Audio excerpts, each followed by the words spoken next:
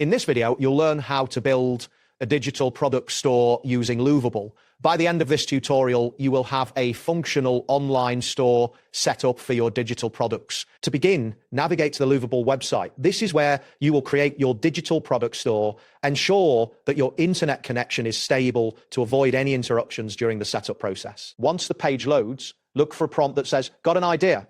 This message indicates you're in the right place to start your project. If you do not see this prompt, refresh the page or check your internet connection. Next, click on the home button located on the interface. This will direct you to the main dashboard where you can manage your projects and settings conveniently. After you're on the dashboard, type in "Create a Digital Product Store" into the search bar. This action will help you find the appropriate options to start building your store. Once you have typed your query, press the Enter key.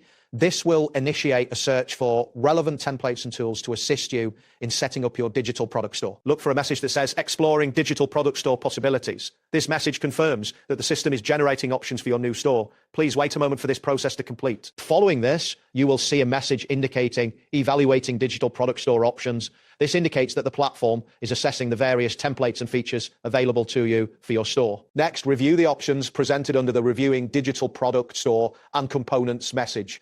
Take your time to understand the features and select the ones that best suit your needs. After reviewing, proceed by clicking on Chat AI or Prompt to add more features to your digital product store. This step allows you to customize your store further according to your preferences. Now, you will need to wait for Lovable to generate the app. This process may take a few moments depending on the complexity of the features you selected. Ensure you have a stable connection during this time. Once the app generation is complete, you will receive a confirmation message indicating that your digital product store is ready.